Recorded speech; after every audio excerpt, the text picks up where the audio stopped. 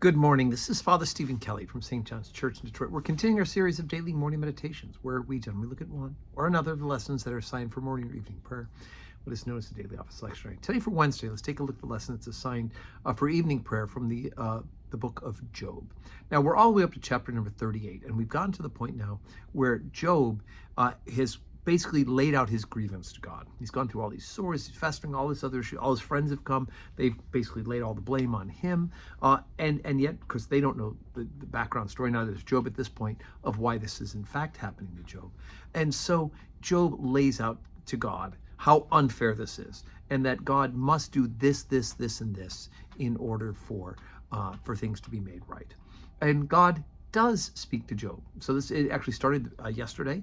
We read that at evening prayer, and now this is the middle of chapter 38, and God is speaking to Job. Where is the way where light dwelleth? And as for darkness, where is the place thereof?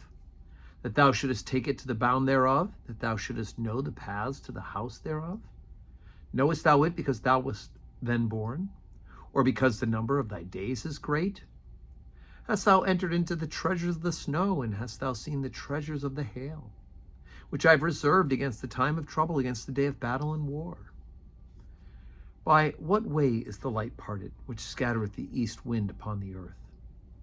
Who hath divided a water course for the overflowing of waters, or a way for the lightning or thunder? To cause it to rain on the earth where no man is, on the wilderness wherein there's no man, to satisfy the desolate and waste ground, and to cause the bud of the tender herb to spring forth. Hath the rain a father, or hath begotten the drops of dew? Out of whose womb came the ice, and the hoary frost of heaven? Who hath gathered it? The waters are hid as with a stone, and the face of the deep is frozen. Okay, so what is Job talking, or God talking about here in Job? The first part, basically, Job has told God exactly what it is that God must do. And God's response is, hello, I'm God. And where were you when the world was created? Where were you when all these things got put into effect? Should I be bowing down to you, a human being, somebody who's been created? Were you alive when I did all these things to create the earth? And we know God is the creator, as well as redeemer and sustainer. And so God is laying it back on Job and giving it back to him by talking about the fact that he is omnipotent. He can do what he wants, do as he pleases. And of course, we know he has a course and a purpose. That there's no kind of randomness in God. But here he is. Job is being chastised. He's being corrected for his decision to let God know exactly what God must do to make this thing right. And of course, his friends too, who've all gotten it wrong as well. Now, let me say something on Job's behalf, and this actually comes from, we'll talk in a couple days when we get to the very end of it. But you know, what's happened so far in Job is that all of his friends have talked about God and talked about God as God has revealed himself, and that's in one sense a good thing.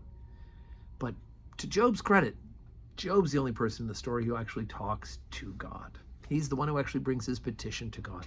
And it's so important for us in good times as well as in bad times for us to keep talking to God. We had a parishioner who passed away a few years ago, Joanne Biscorner, God rest her soul. And she often got very angry at God, and she said, do you think God is going to be mad at me for yelling at him? And I honestly believe that it probably would have been worse had she stopped talking to him at all. It definitely would have been worse. So yell away once in a while, as long as you do so knowing that ultimately God is in charge. And our job ultimately is to worship and to adore and to follow him as Lord and Master. So today's Wednesday. We have 12:15 Holy Communion, and we have our 4 o'clock evening prayer. I do hope that you can join us in person. If not, right here where you're watching this live stream, to join us on the live stream. And may God grant you a wonderful Wednesday full of blessings.